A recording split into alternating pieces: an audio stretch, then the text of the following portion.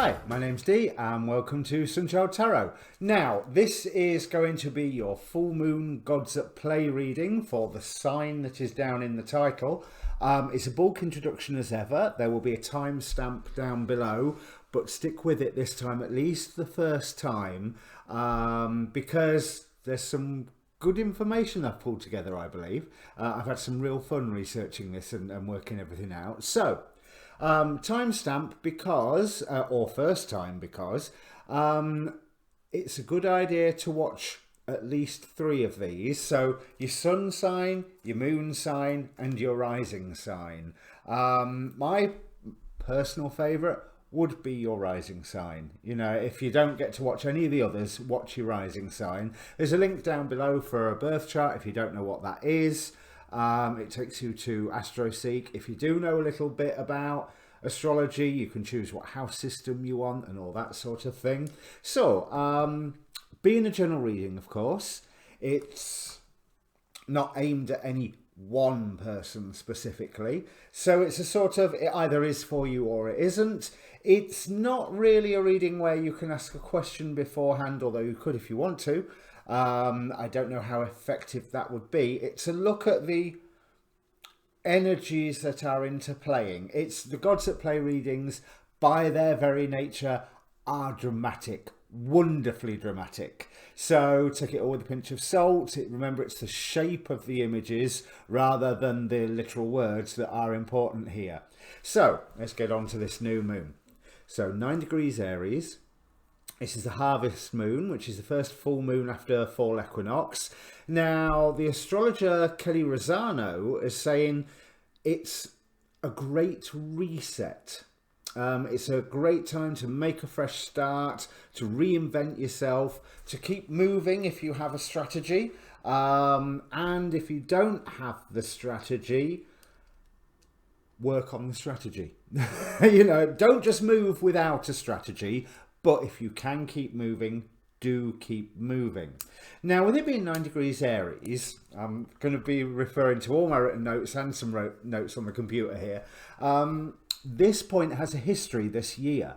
So, back on the 11th of July this year, Chiron stationed retrograde at this point to conjunct 3 days later on the 14th with Mars. So this point has been activated already with that warrior fire energy of Mars, but tamed a little. Tamed is probably the wrong word, but in the act of receiving instruction. Now, Chiron, a lot of people remember that he's the wounded healer, that he has the wound that will not heal. But I'm not being led to that woundedness with this point. What I'm being led to is the fact that Chiron was a teacher of heroes. Chiron trained Hercules, among other characters, and I've suddenly forgot all of the other characters. It's just fallen out the back of my brain. But Chiron was a teacher. And going back to the astrology, because I'll get back to the symbolism of Chiron in a moment. So Mars conjuncted with Chiron on the 14th. Now, Mars had just conjuncted 3 days before? No, as Chiron stationed retrograde on the 11th here at 9 degrees, the moon conjuncted Mars. Now, the moon had been a busy boy. From the 5th of July, he had been conjuncting with Jupiter and Pluto, then on the 6th, Saturn, and he delivered all of that information to Mars on the 6th via the means of a sextile, you know, which is it's a modern aspect. It's like a little vaguely positive download, I would suppose. Then the moon conjuncted with Neptune on the 10th and took all that ocean energy straight to Mars on the 11th, which Mars then took, you know, obviously quite possibly reeling and, you know, having that comic moment of and then it conjuncted with Chiron. So Chiron was there to help Mars make sense of everything that the moon had just gone at him. And now the moon has returned. I mean, obviously it returns every month, but now the moon has really returned in the terms of this harvest moon, full moon. So I'm really seeing that there has been a period where we have been able to make sense maybe of wounds, or make sense of our path forward, and things that you started around the middle of July, so 11th, 14th, all that sort of area onwards, can be coming to a culmination of sorts with this full moon. Now, that's just a culmination, not the culmination. So it's not like a final conclusion. It's you're going to be reaching towards a high point, a potentially healing high point, but as a result of everything that you have learned and things that you set into motion back in July. Now, the symbols back this up somewhat. Let me get through to this. Here we go. Now, the Chandra symbol is the roots of a tree entwined around the statue of a nude woman. So the explanation of this sounds a bit weird, but just think about the weird time we have gone through with 2020, with all the lockdown restrictions, with the new restrictions that we've had to introduce for ourselves to keep ourselves and our loved ones safe, the financial restrictions that have no doubt come in at the same time. And these restrictions are definitely being highlighted now by the current Mars square Saturn, or Mars Saturn square is what I was going to say, which goes to show again that Mars trying to demonstrate everything he'd learned under the tutelage of Chiron. It's we have got to find a way forward, and Saturn's going, if you find a way forward, you do it sensibly, within the limits. You do it within a defined pathway. You do it with strategy. Another thing Kelly Rosano said in her video was that squares are like a step up. You can use them, and I think Rick Levine has talked about how you can resolve issues in a square creatively, using creativity, but that square creates tension in the first place, so it's highlighting issues that are already there. So going back to this roots of a tree entwined around the statue, so it says bondage and freedom sometimes go hand in hand. The bondage is being true to pattern, predictable, here's Saturn, caught in habits and tendencies perpetually left to grow like weeds. The freedom is that as you meet yourself starkly in the midst of these old, tired patterns of behaviour, you come into touch with a quickening flame of self-recreation, stimulated and forced by being at the mercy of the relentless powers. Now, if that doesn't sum up what is also going on in the astrology around this full moon with that Mars-Saturn square, I don't know what does. You cannot...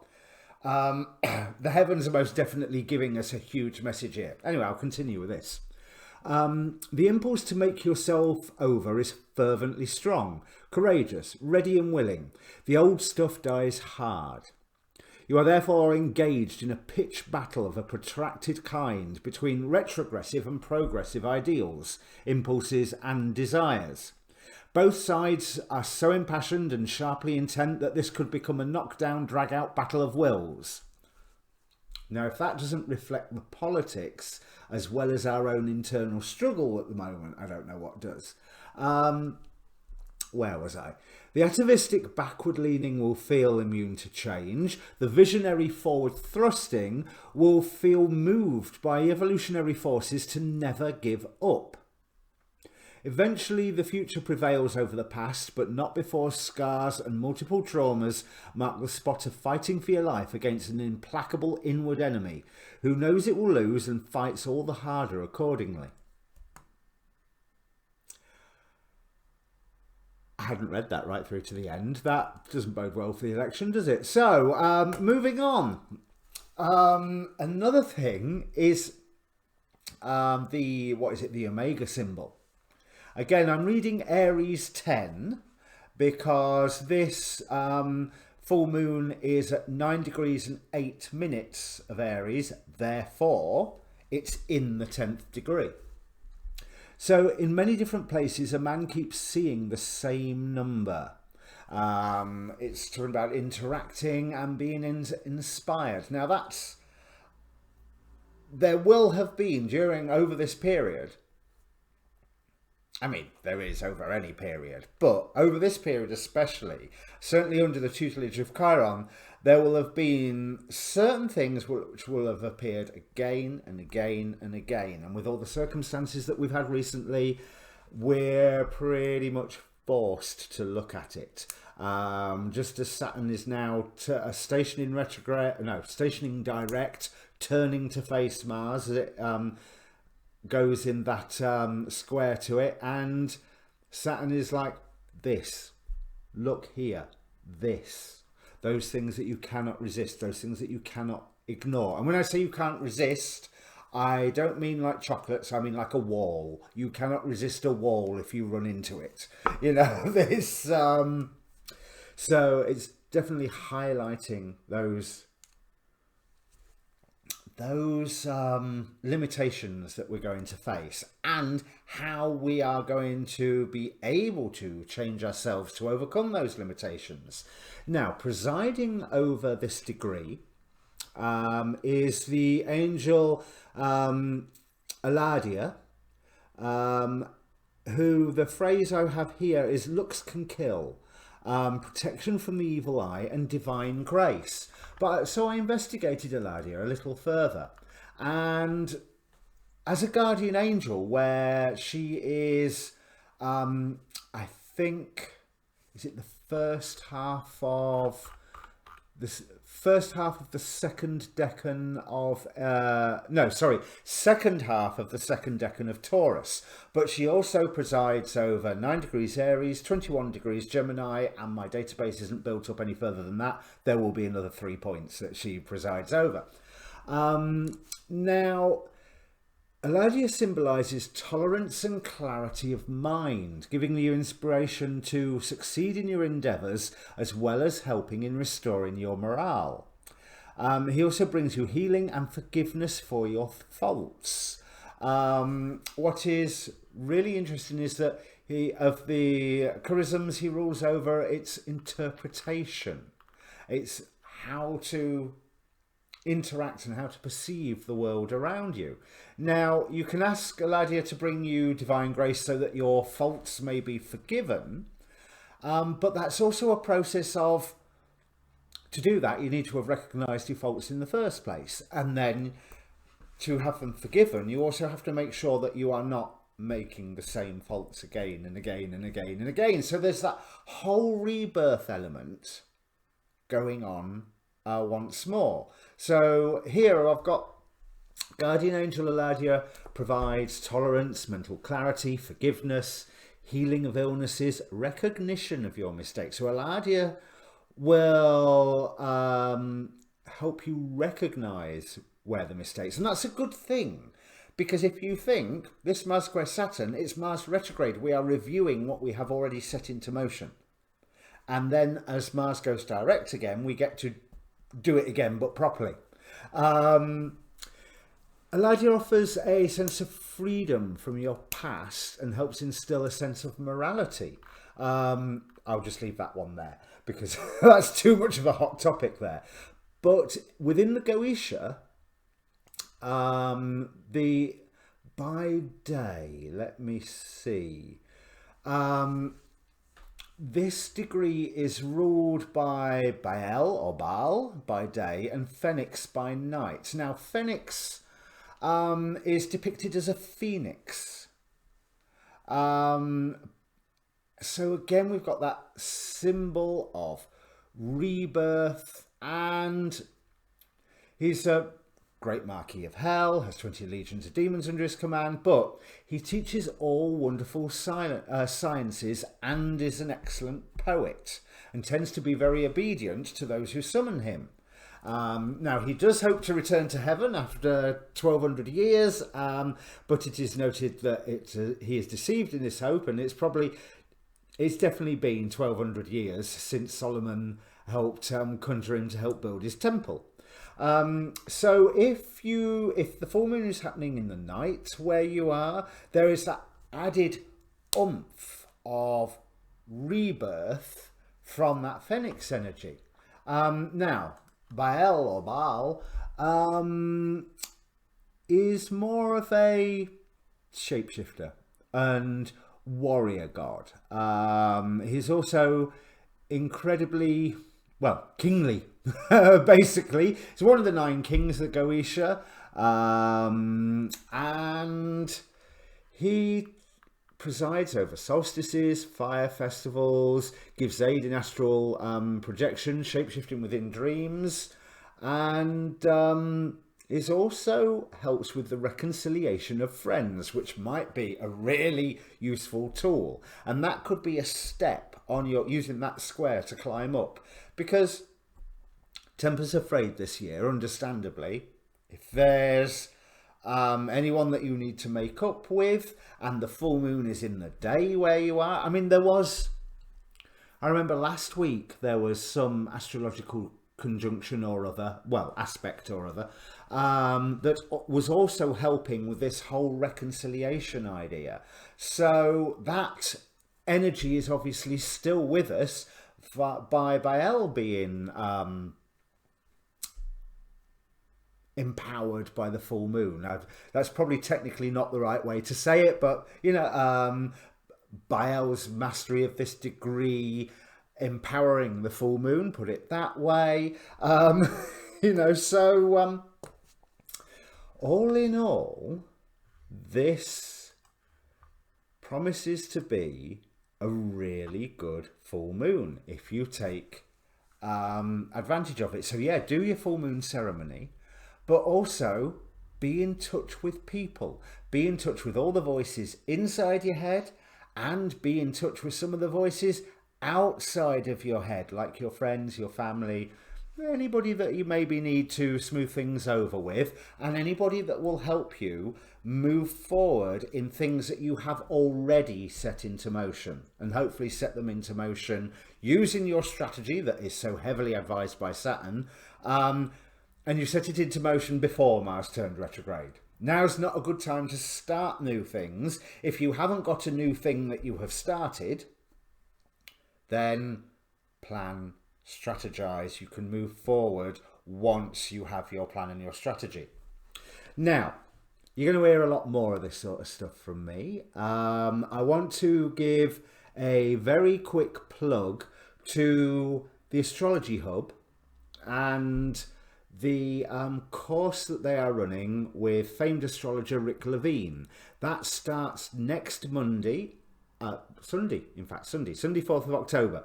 I will be doing that course as well. So you know how I keep saying, no, I'm not an astrologer? Well, hopefully by the end of it, I'll be that one step closer to being one. I mean, okay, it's still going to take me a decade to get there, but I get to study under Rick Levine. How cool is that? And so can you. So if you go over to the Astrology Hub website, astrologyhub.org, just Google Astrology Hub, and then whatever that web address is /foundation, and you will find that course. It works out $200 and odd with tax, really odd, like $4.50 or something, $4.88 I think I paid.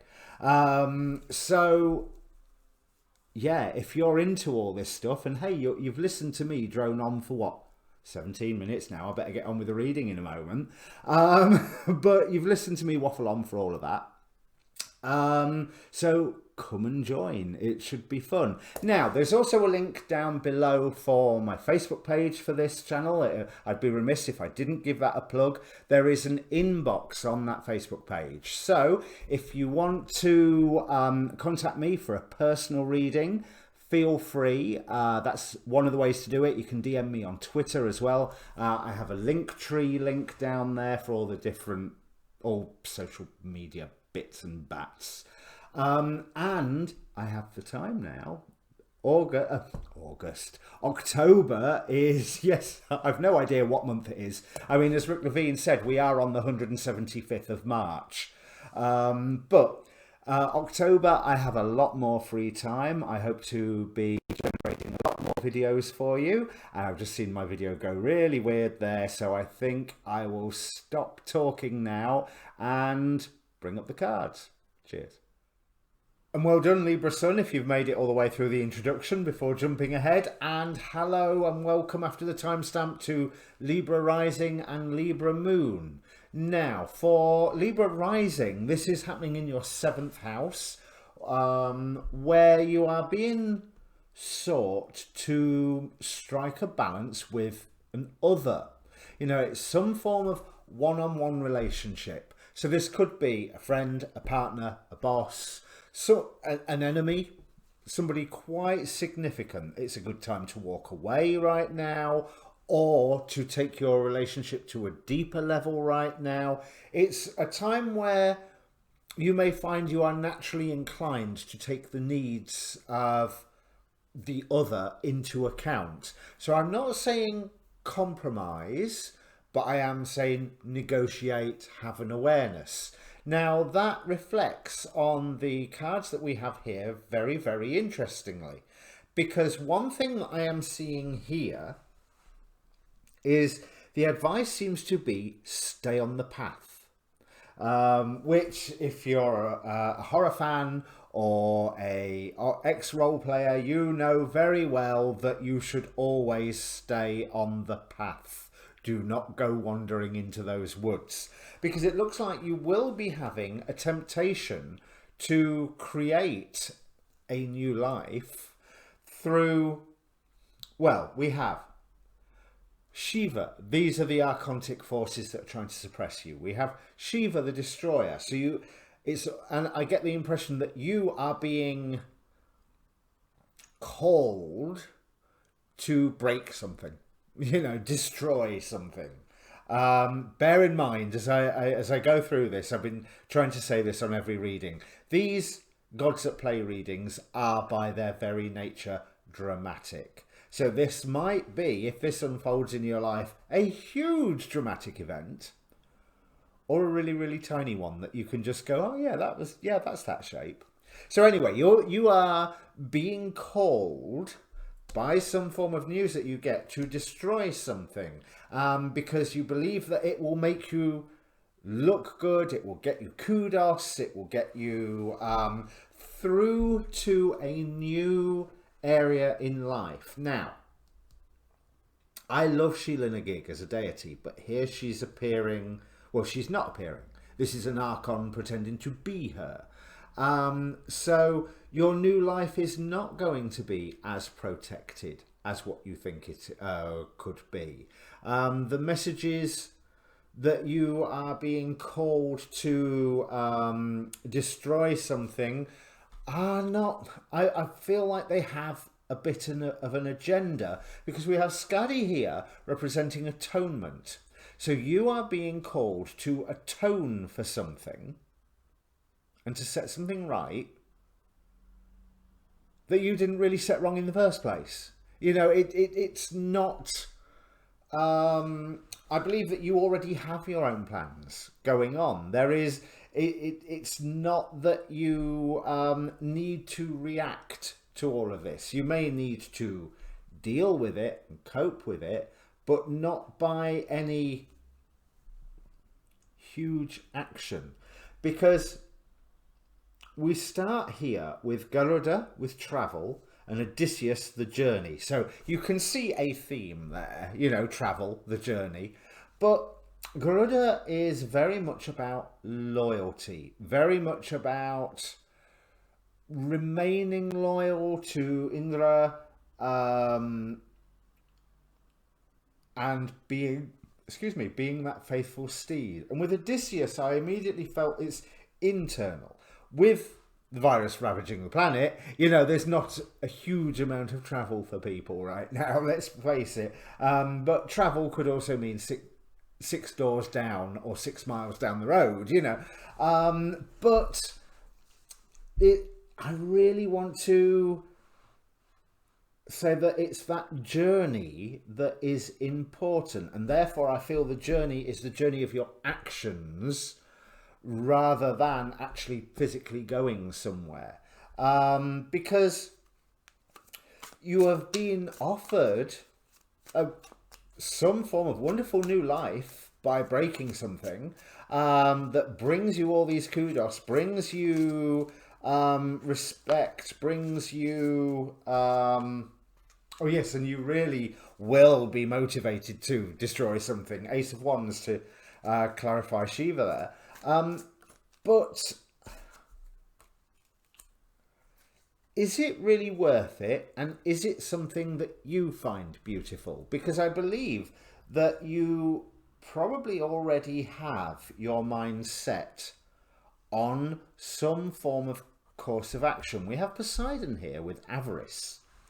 But again, this is Poseidon as the god, trying to lift you up towards your higher self, trying to bring you in tune with the divine, your soul purpose, however you want to look at it.